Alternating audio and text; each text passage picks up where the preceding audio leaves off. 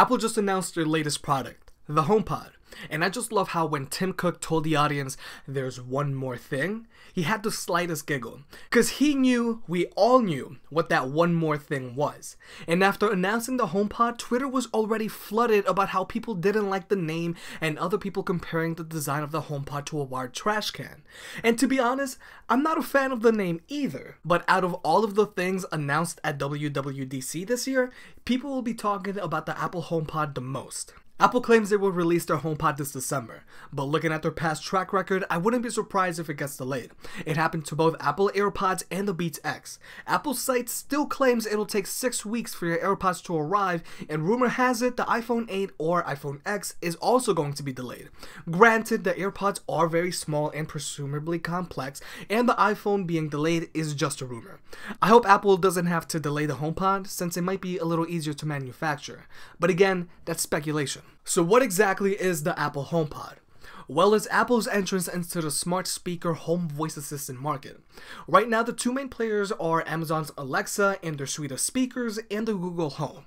And basically what they do is allow you to control your smart home with your voice. You can ask it questions and set timers, order stuff online, play music, and the list is growing every single day thanks to developers. And today is a bit of a repeat when Apple first introduced their iPod almost 15 or more years ago. There were a whole bunch of MP3s on the market at the time, but no one was really doing it right. But Steve Jobs thought he was able to crack the code with the iPod. Obviously, Steve Jobs had nothing to do with the HomePod, but Tim Cook and Apple are taking a different approach with their smart speaker in hopes they've managed to crack this code.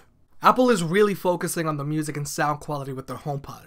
A quick rundown of the internals. It has a 7-tweeter array which gives you 360-degree sound, a high exertion woofer which means bass, there are 6 microphones, and is all powered by an Apple A8 chip. Apple claims that no matter where you place it, it will deliver high fidelity sound throughout the room. And they managed to cram all of this stuff into a 5.6 inch by 6.8 inch cylinder. Apple focusing on the sound quality of the speaker first is a good idea because you'll be more inclined to use it while you're at home listening to music. Because listening to music on the Amazon Echo or Google Home isn't always the best. Apple also mentioned on their site that you can pair 2 HomePods together and they'll play music simultaneously. But interestingly enough, Apple hasn't mentioned if you can pair more than 2 speakers together, which sucks because JBL lets you pair up to 100 speakers together. Obviously that's just sarcasm, you don't need to pair 100 speakers. But you can still link other speakers together using Apple's new AirPlay 2.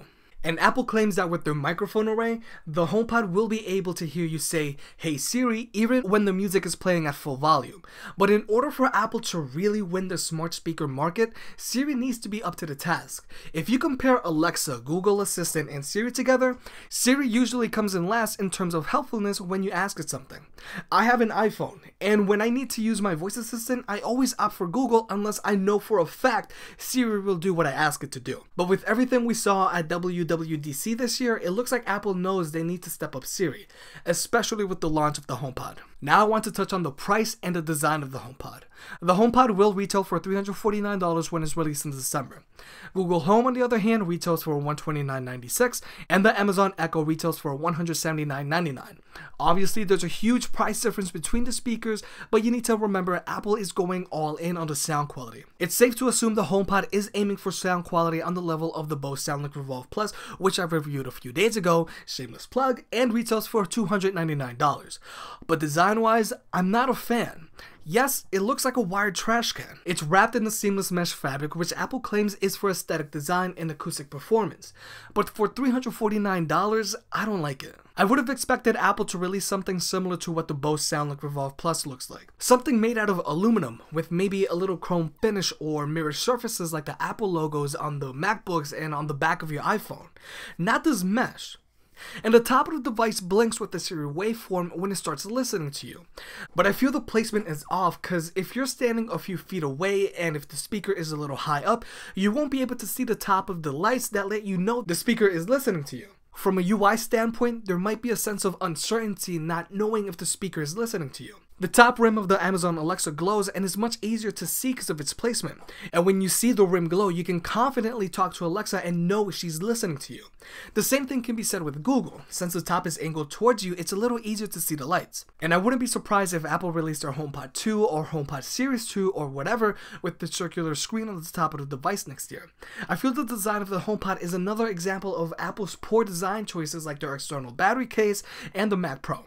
Apple also talked about security with their HomePod and how they're basically going to make it your musicologist for you that helps you discover every song you've ever wanted to hear. But until December, we won't be able to see how the HomePod truly performs and sounds. But comment below, what do you think about the Apple HomePod? Do you have a better name for it? What would you have done differently? And are you going to buy one when it comes out? Hey, if you enjoyed the video, please like and subscribe. It helps out more than you realize. For more product reviews and deal alerts, check out jimcarrey.net. If you want to support the channel, pick up a shirt. And I'll catch you next time.